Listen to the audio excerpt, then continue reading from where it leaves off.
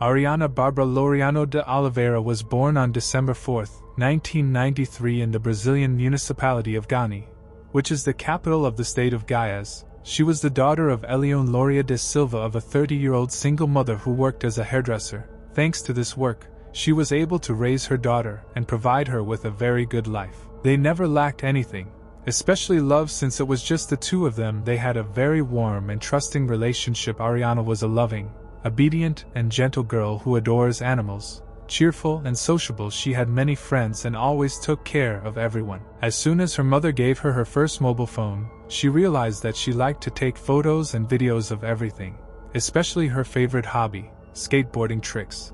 When Ariana started going to school, her classmates always teased her for two things: she was short and very thin. But with age, her miniature became more noticeable, and she began to be teased not only by odnoklassniki but also by other people studying at school. The bullying got worse and worse, and she felt very intimidated. Then Ariana asked her mother to change schools, and the woman, seeing that her daughter was really very upset, allowed her to leave school in the middle of the school year, making her promise that she would resume classes and study in a new school institution to finish her senior year of high school. While this was happening, the teenager used the time to skateboard and could often be found at the public skate park located very close. Having started studying at a new school in February of the year, Ariana quickly found new friends. The first of them was an 18-year-old girl named Freya. They instantly became friends, studied together in Ariana's house, and even had fun in the evenings after doing homework. Freya soon introduced her to his close friend, 22-year-old Jefferson Cavalcante Rodriguez. She met him on a dating site where they began exchanging messages. Jefferson even sent her a kind of resume, a piece of paper on which he emphasized his qualities as a groom.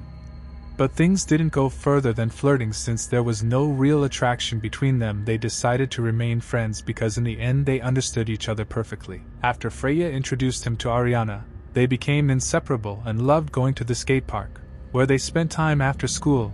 There they met two more girls who were friends with each other, a 19-year-old Nunez Borges and a 17-year-old girl whose identity was not revealed because she was underage. Some sources they report that her name was Sarah, so that's what we'll call her. The girl apparently grew up in a very dysfunctional family. She didn't get along well with her parents, and from the age of 10 she often ran away from home and disappeared for various periods of time. During the several months preceding the crime, Sarah lived alone away from parents. Yes, truly it is not known what brought these guys together so quickly. It is only known that 2 weeks passed from the moment of meeting before everything happened. All five of them spent a lot of time together. They had fun in the park, went to a public skating rink nearby, and in the evenings they attended numerous parties. Eliana knew them. Everyone was very well, since Ariana had the habit of sending her mother videos to show where and with whom she was during these 2 weeks of friendship. Such a strong connection was established between them that, according to Jefferson's confession, made some time later, he transferred the amount of 800 reais to his new friend Risa to help her pay for room and board. Against this background, we came to Monday, August 23, 2021. Risa admitted to Sarah that she wanted to know for sure whether she was a psychopath or not. Then Sarah came up with an idea. Her friend had to undergo a test during which she had to take someone's life. It was assumed that so she can evaluate her reaction to what is happening and understand whether she is a psychopath.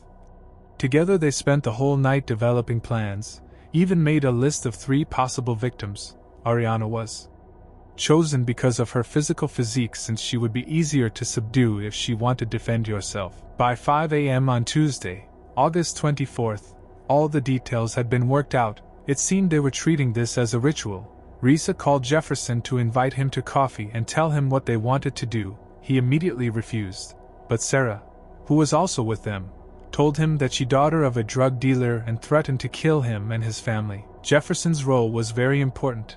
He was the only one who had a car to drive, and to complete the task he needed to prepare it, remove the curtain separating the trunk from the back seat, cover it with garbage bags, and also get 2 knives. Then they called Freya.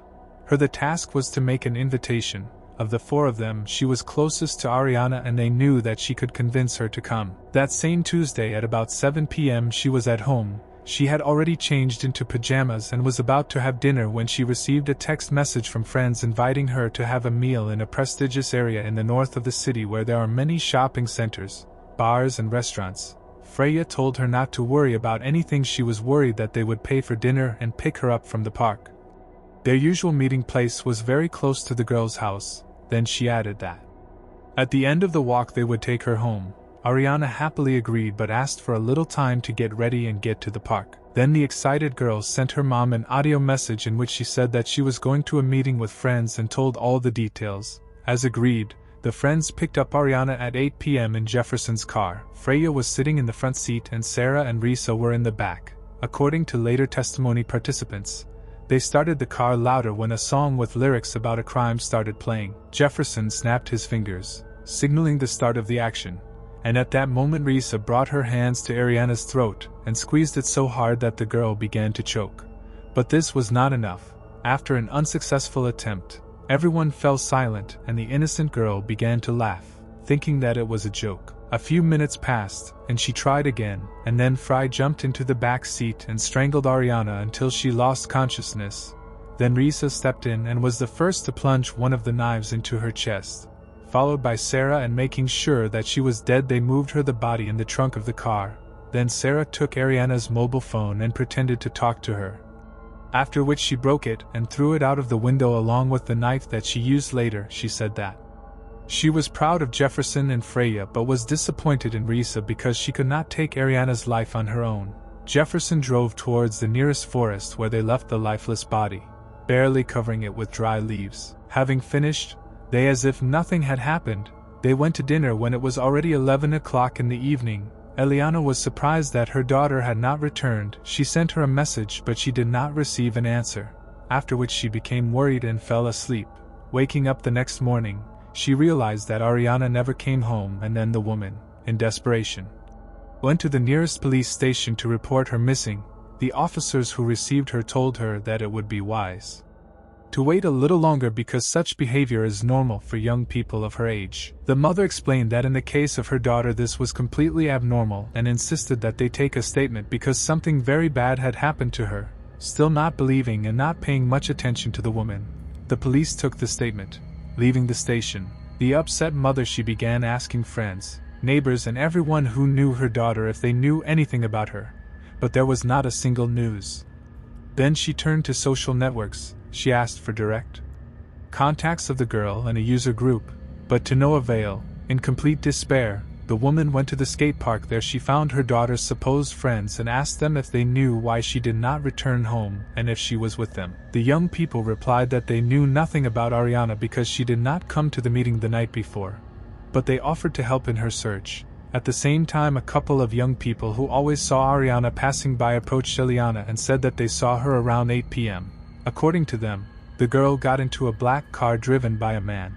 Although Eliana did not know anyone her daughter knew who owned a car of that color, she reported this to the police because it coincided with the time she received the last message. Another 2 days passed and there was still no news, and then the woman contacted the local press to publish this story. She asked for help in finding her daughter. Finally, 7 days after Eliana last saw Ariana alive, the worst of nightmares shocked everyone. On the morning of August 31st, 2021, the police discovered Ariana's remains in the forest.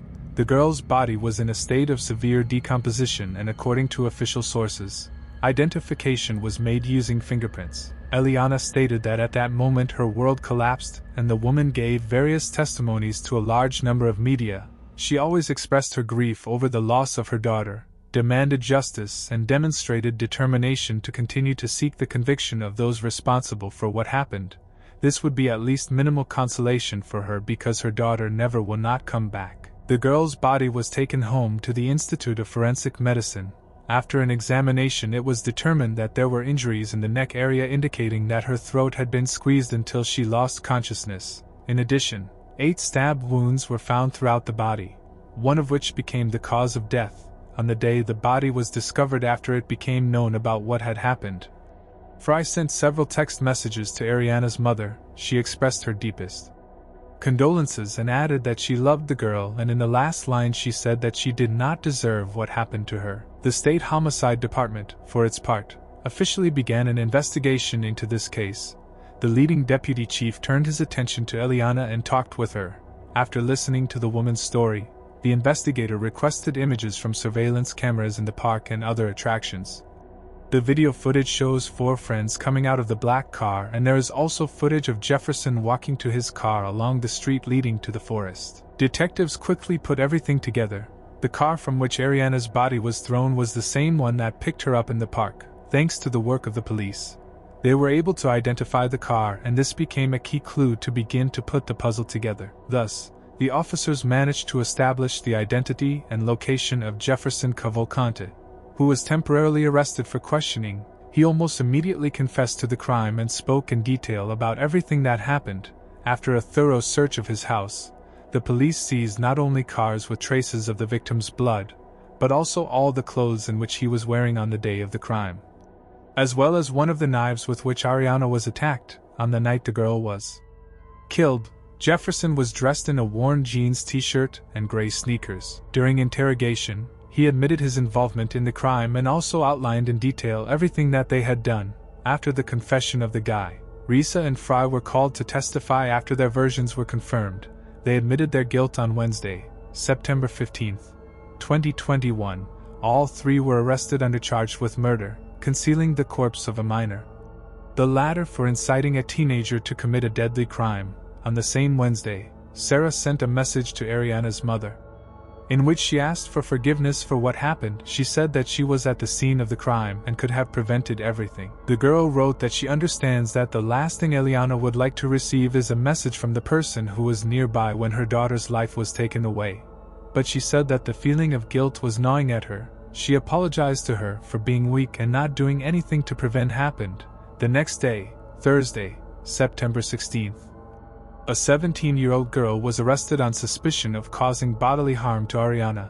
This was the first time she was in the police station. As soon as the interrogation began, Sarah did not hesitate to confess to the crime since she was a minor.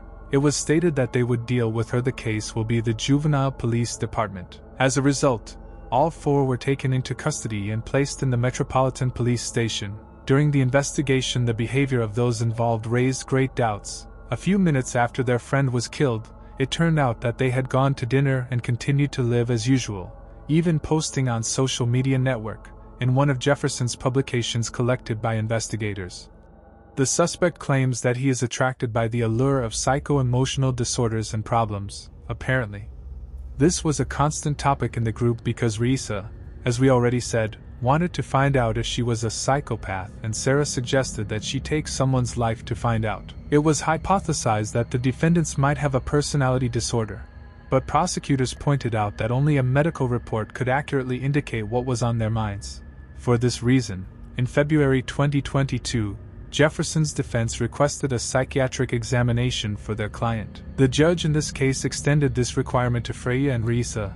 The examination was carried out individually over several days by specialists from the medical board of the court.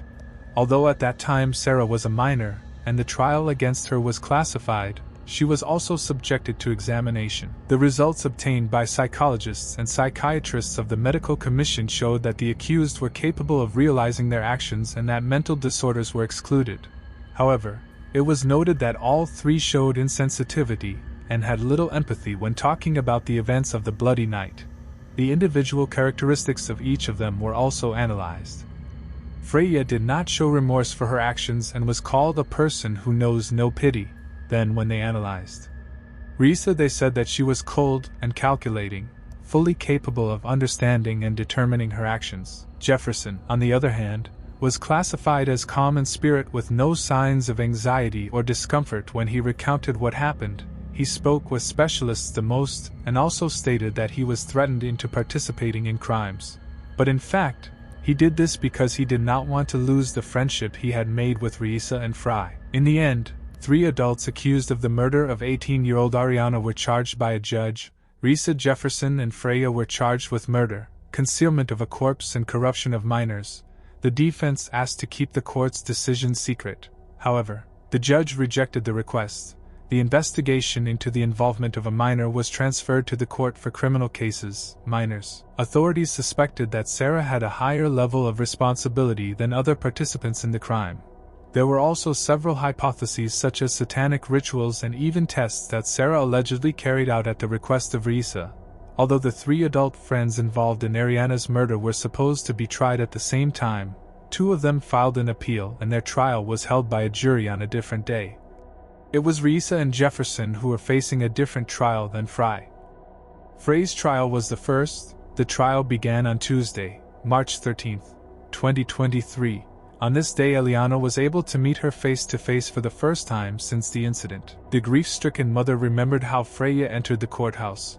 Her head was held high, and the same thing when she left. She did not show the slightest sign of sympathy or remorse. Freya was tried for murder, concealment of a corpse and corruption of minors. A little more than a year and a half had passed since the events when she was found guilty and sentenced to 15 years in prison. She was also fined a small amount.